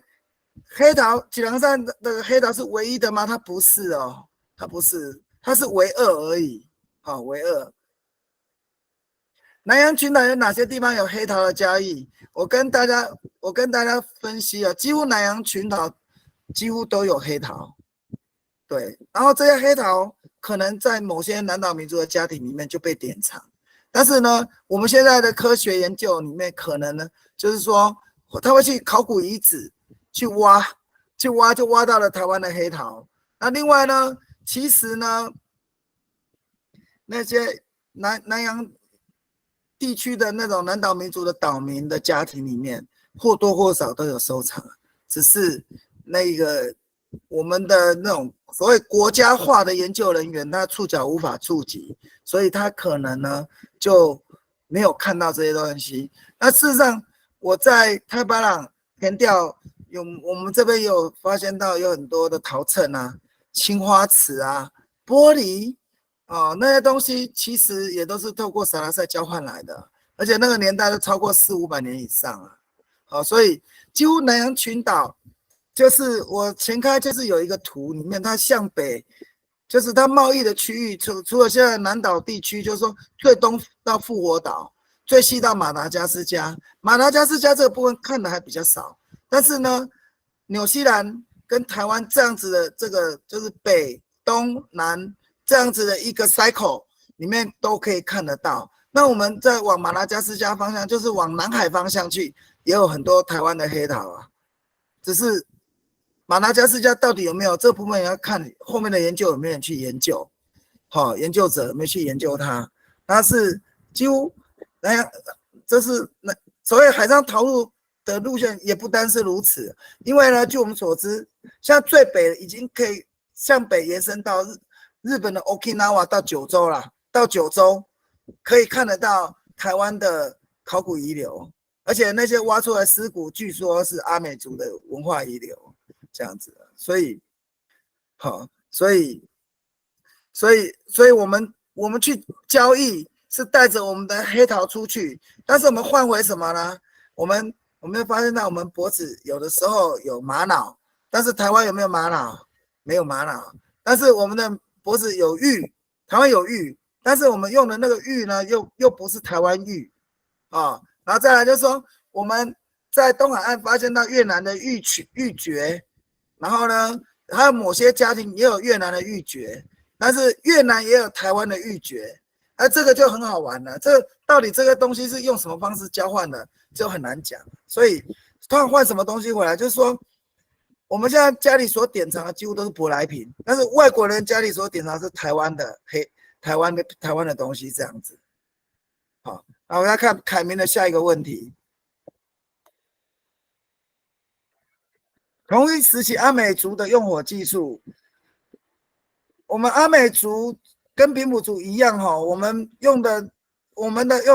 烧陶是用低温陶，也就是说一般的那种明火。但是阿美族因为有这个钻工就可以把它变成那个就是鼓风机，就是原始的鼓风机。因此我认为钻工所做的那种原始鼓风机可以让温度达到800度。那一般就是所谓的台湾真陶800度是上限。800度是上限，那再高一点的话呢，就是可以就是把那个出火口再缩小，就可以炼铁了。所以那个我们跟平埔族一样啦，一样的，这个不算高温，这算低温啦，不算高温技巧。对啊，因为我们用明火，明火，那我们有原始的鼓风机，所以它的温度最高可以到800这样子。那所以说台湾真陶的温度最高就是800度。上限。我可以跟大家讲如果阿美族的鱼标的验出的年代跟陶的验出的年代是一样的，那就是同时。那最主要说你在原乡当初做的这个那个驻点这个位置，你有没有找到赭石？那我们最早的铁就是把赭石加上碳然后呢把它高温化，然后呢就是可以几乎都做刀啦，还有做那个鱼标这样子，那也有做鱼钩，我所知道的是这样子。那我们已经尝试，就是说利用做陶的技术，然后把它的那个里面的成分做个调整，有做出很坚硬类似铁的东西，然后呢，这个东西我们用石英去敲是会产生火花的。那换句话说，这个就是原住民就是过去所用的那个碳化铁或碳化钢啊，这样子。那这个碳化铁跟碳化钢的原料基本上就是跟那个烧陶不会有太大的差异性，不会有它只是把它的凝固剂增加，把它的陶土那个碳化物减少，对，然后呢，它把陶土烧成碳，然后呢就变碳化物，然后再加上一些其他的物质，那最后它是用香蕉的那个汁去做淬火啊，做淬火，这个部分我可以在这里揭露了，对啊，因为我试验的结果，我下次把照片传上来，或者是我重新拍给大家看，那个烧出来的东西就乱七八糟黑黑的，然后很坚硬，然后我们甚至要用胡练达去切，这样子切出来的那断面就是有点类似像几何形这样子，有点像炉渣，这样子。然后如果有兴趣，那就是找个时间寒假，大家组个团，我带你去圣山，然后教你烧陶跟那个制铁这样子。不过你说到制铁，你一定会觉得很不 OK， 因为那个铁很粗糙，而你要在后制才有可能就做成比较好的成品这样子。所以我们现在可以看得到那个先人留下来的那些东西有功能性的，基本上应该花了很大的功夫才做得出来。好，刚刚凯明要报名你要练铁还是要烧陶？郑子毅同学没有问题啊。好，这个 CCK 啊，CCK 同学，你刚刚提到无权的官兵搬到太平洋居住哈，他的扎营在这个西周就是要往凤林的那个马达纳溪接那个万里溪的那条小河哦，他在那里，然后我刚刚讲的一个族语的名称哦，我想想看，刚刚讲到无权的人到我讲了吴老我指的是鹤冈那边的一个部落啊，鹤冈的一个乌老部落吴老然后呢，这个部分呢，可以在清代的这个后山治理的这个文献可以查得到。那如果你要查全文的话，我这次我在上传那个，我刚才看到一个那个连结嘛，我在上传哦，这个问题我帮你查哦。那无权的官兵搬到太平洋居住，他不是搬到太平洋居住，他是当地的说法哈，就是一些陈家、沈家，还有什么义家等等的那几家，他们就说他们祖先原本是无权的兵，然后他因为说汉人过台湾是罗汉脚，然后呢每天拿着刀枪在那里守，然后孤单寂寞，然后呢就是有一天晚上呢，他们就逃到太平洋做归附，然后呢太平洋就接受了，就让他就是娶当地的原住民的妇女，然后呢就是这一代呢有后代之前就是巴格扎亚人或者是西德赖，所谓巴格扎亚人就是说你可以来这边工作，你可以住在这里，可是你不能有土地权。那后面来的就西德赖呢，就是第4等公民了。他就说你就是你的社会阶级跟待遇就是会比较低一点这样子，好。然后赤足藻虾的母语名称呢，这个可能要问李老师了哈。但是赤足藻虾照片是在那里，那个老人家一看就知道了哦，那个就是以前的那个过山虾的最大的种哦，过山虾最大种。然后因为我们这里有很多的不同的群，所以可能用词也不一定一致，所以你还是要问一下耆老会比较准确。对，那因为现在很多人就用去抓虾哦，去抓到，他不知道那个是很珍贵的，所以他就把一般的那种当剧长早虾或者一般的早虾来吃。啊，其实呢，赤足早虾已经在台湾是非常珍稀的物种了。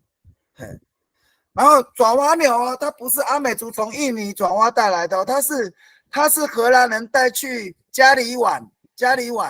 啊，带去宜兰的加里碗，然后因为那个宜兰的不安宁，所以他们从加里亚湾那个位置，然后好像三群合一吧，果果就是猴族跟巴塞三个合在一起，就是一直迁徙。后来呢，他们就是这一群都被认定叫做加里亚湾，然后呢，这边里面有一群，那是带着这个牛来到太巴塱这样子，好。那台湾本来有没有我是不知道，后来去查那个农委会的资料，就说他那边的资料只有说曾经就是荷兰人有记录荷兰人就是带了2批，但是呢，事实上呢，荷兰人跟台湾后山之间的接触，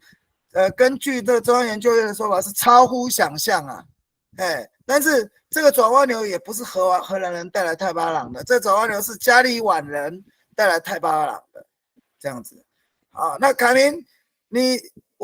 我们就是找时间哦，我们在线上再来谈，再约谈。好，是说我们来组一个团，然后呢到圣山去那边露营3天。那边我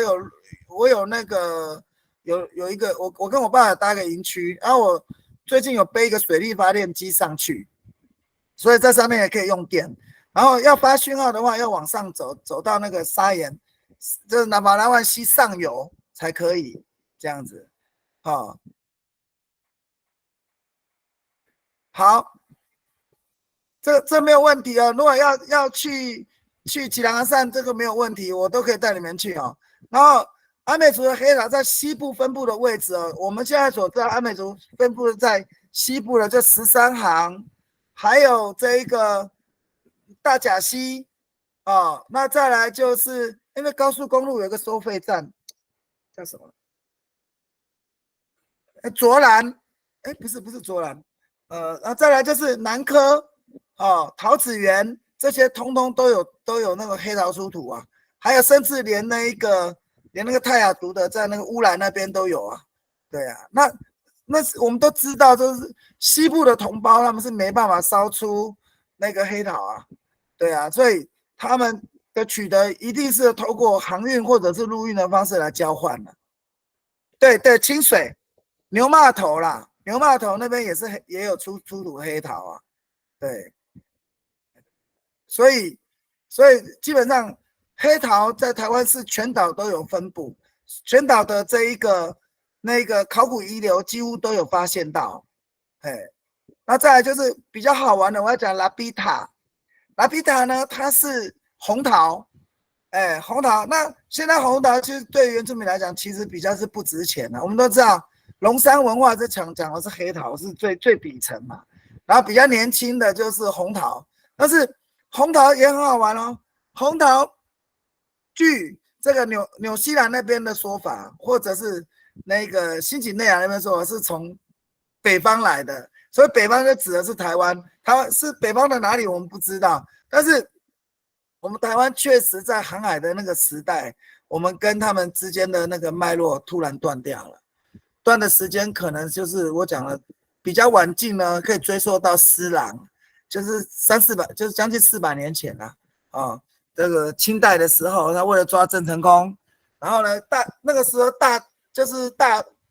大规模的海禁，所以他们所以导致那红桃到了新几内亚以东的地区啊，它就慢慢的就是变少了。那所以那些外国的岛国，他们就去收藏它，那所以那个要怎么讲？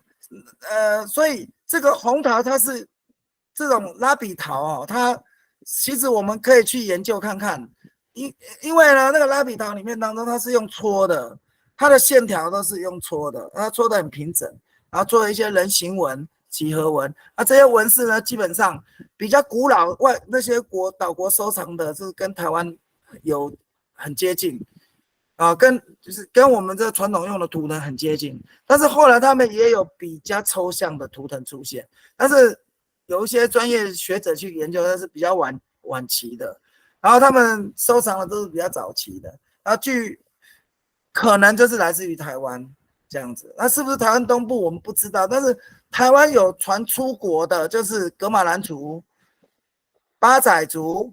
阿美族这些族群有在出国，在往印尼方向，这个荷兰人的手抄本和荷兰人的那个日志里面都有些微的记载，但是台湾政府不承认哦，台湾政府目前为止他还不会这么认为啊，因为台湾政府他们研究学术的东西，就是很像这警察在抓小偷，在侦讯小偷，所以原住民常常会受伤，都不愿意讲啊。就像我现在要讲是说，那个台湾的汉道有2个品种啊，一个品种叫做尼德嘎啊，另外一个品种叫那嘎布。那尼德嘎在泰巴朗语里面当中就是开始很早以前啊，现在变成这个代名词啊，原来就是汉道的一个品种啊，那嘎布呢是大家共同，现在变成共同的那个代名词啊，原来它也是汉道的一个品种啊，结果呢这2个品种就被日本人拿去就是变成混种，成为现在的那个蓬莱米，蓬莱就是指台湾嘛，台湾后山叫蓬莱啊，所以搞到最后面就是我也不会这种此时此刻我也不会去形容，反正哦，就是就是台湾原住民讲的，学者都会质疑，但是学者质疑讲的，他们自己会拍手认同，这就是一个很奇怪的一个现象。那现在嘎造，凯明你讲的就是航海其中一个巴仔族是巴仔族呢，你知道基隆的巴仔语就是螃蟹船，螃蟹船，然后呢它是有翅膀的，然后基隆就是现在的基隆嘛，然后它原来巴仔语就是在基隆港，荷兰人一个中尉，然后看到了那个巴仔人呢在那边划船，用那个螃蟹船，然后他的记录就说他去印尼又回来，然后呢这个上面这个基隆屿上面这个地方叫狮球岭，狮球岭就是以前的这个金包里社，然后呢因为金包里社有一个头人叫做嘎达格浪，然后呢他不听话，所以呢他们就把他们流放到现在的金山，所以他们把原来的名字带到金山，所以金包里不是金山哦，金包里指的是狮球里这样子。所以我跟你讲，那个有的时候学术上面他就是只强调学术对话啦，但是呢他不会强调就是说部落对话，因为他们就认为说原住民说的他们会质疑，那这样子对原住民的学术其实是一种伤害，也是一种不尊重啊，这样子。星月你要去猫公山引领哦，礼拜6，我跟你讲哦，你可以来太巴朗啊，我的那个我的窑炉刚刚我已经开设好了啊，我刚刚试窑是可以啊，如果你们要烧黑陶的话，就是来找我啊，对啊，来太巴朗，就是我的工作室在那个祭祀广场附近，因为祭祀广场就是产黑陶土的地方嘛，所以你可以到家里来坐，然后我可以安排你们，因为有窑我们就可以烤肉啊，然后我们也可以烧陶啊，那也可以提炼颜料跟防水剂啊。如果你要回猫公的话，就顺便来太巴朗找我，然后我就那个什么，就是简单的招待你们。我有一个寮在部落这边啊，那我已经把那个窑口都烧好了，所以图也练好了。就是你们有空的话来，我们可以交流，我可以指导你们，就是怎么烧出黑陶，这样子。好，所以心愿，如果你礼拜6有回来的话，欢迎来找我哈。凯明，那个巴仔族，他就是在荷兰人的时代，跟噶玛兰族跟阿美族一样，都有就是有跨域的远航的这事实存在，嘿，所以。那巴仔族甚至呢，在明清时代还曾经就是到中国沿海一带去当佣兵啊，也有这方面的记载，也有这方面的事实跟说法。哦，那所以他当然是有这个方面的行距哦，所以他好，梁奎举手，什么事？梁奎没有声音。好，梁奎请回答。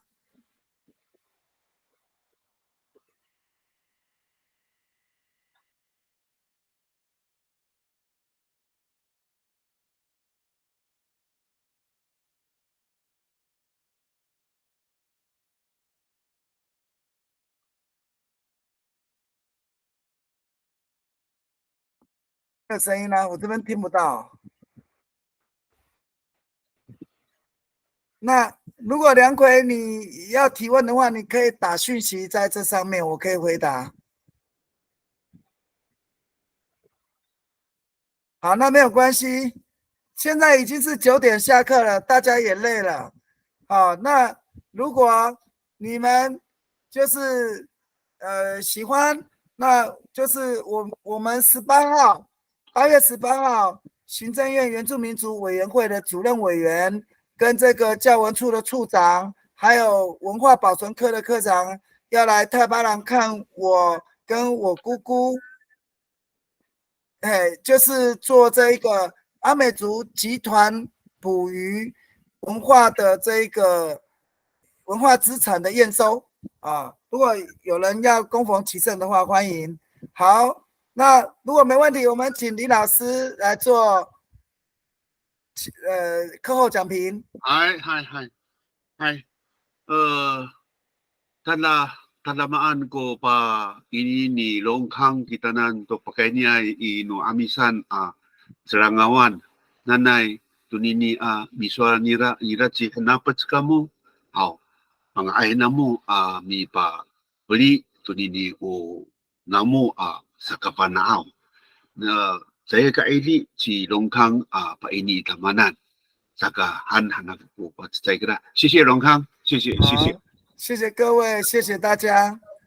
谢谢老师，不客气。妈妈，谢谢老师。我谢谢李老师，谢谢大家。